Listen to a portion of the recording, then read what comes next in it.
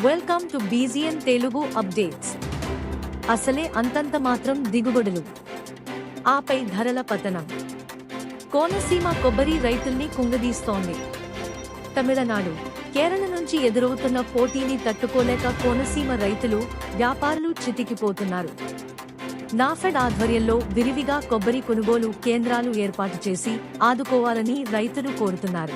3,000 కోట్ల రూపాయలు ధరల స్థిరీకరణ రేటు నిర్ణయించడం జరిగింది శాసనసభ సాక్షిగా. అది ఎంత మాత్రం కూడా ఎవరికి కూడా ఏ పంట మీద కూడా దాన్ని ఇవ్వటం అనే పరిస్థితులు కనపడలేదు. ఈవేళ కొబ్బరి దింపు కార్మికులకు కానివ్వండి, పోగేతకు కానివ్వండి, ఒక 3 రూపాయలు ఖర్చు అయిపోతుంది. అలాగే సాగు, దుక్కు, చదును ఇవన్నీ లెక్క చూసుకుంటే ప్రతి రైతుకి కాయకు ఒక 5 రూపాయలు లాస్ వచ్చే పరిస్థితులు కనిపిస్తున్నాయి. గత ప్రభుత్వంలో మాకు ఎరువులు కూడా సబ్సిడీ ఇచ్చేవారు. ఆ సబ్సిడీ కూడా ఇప్పుడు తీసేశారు. ఇప్పుడు పొటాష్ బత్తా కూడా కొనాలన్నా కూడా చాలా దారుణంగా రేట్లు 1750 రూపాయలు అంటే ఏ రైతు కొనుక్కోలేని పరిస్థితిలో ఉన్నారు. ఇవాళ కొబ్బరి కూలీలు ఒలుపు కూలీలకు కానీ, దింపు కూలీలకు కానీ, మామూలుగా తోటలో కొబ్బరికాయ పోసేసే కూలీలకు కానీ మేము ఏ విధమైన డబ్బులు ఇచ్చుకోలేకపోతున్నాం. మేము కూలి పనులు చాలా ఇదివరకు మీద చాలా విపరీతంగా పెరిగాయి. దింపు తీసి కార్మికులు కూడా కాయకి ₹70,000, ₹80,000 ఇచ్చుకుంటున్నారు. ఇవన్నీ పెట్టుబడులు బాగా విపరీతంగా పెరిగిపోవడం వల్ల మాకు ఏ విధమైన గిట్టుబాటు ధర కిట్టట్లేదు. వ్యవసాయాలు అలాగే లాస్లోనే మేము బరాయించి అలాగే వ్యవసాయాలు చేసుకుంటాం అంటారు. రైతు భరోసా ఇస్తే సరిపోతుందా? ఈ మాకు మెన్యూలు కావాలి.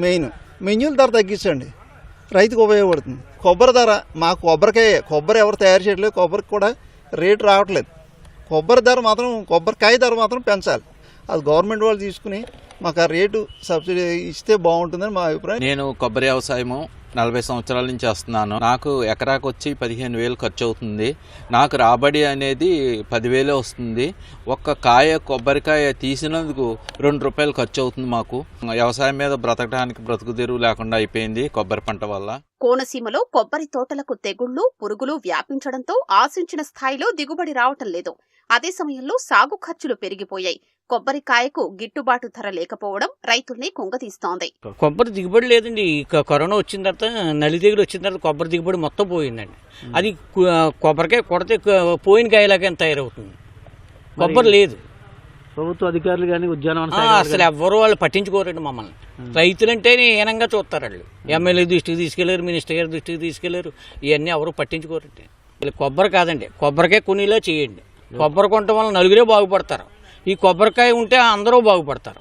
ఈ రూగోస్ తెల్లదోమ అనేది చెట్లను ఆశించి దాని దిగువ భాగం, ఆకుల యొక్క కింది భాగంలో తెల్లటి బూజు లాంటి తెల్లదోమ ఆశించి చెట్లలో పోషకాలన్నీ తగ్గిపోయి ఈ యొక్క దిగుబడి మీద చాలా వరకు ప్రభావం పడుతుంది. అంటే 30% వరకు దిగుబడులు తగ్గినట్టుగా మన యొక్క పరిశోధనలో తెలుసుకోవడం జరిగింది.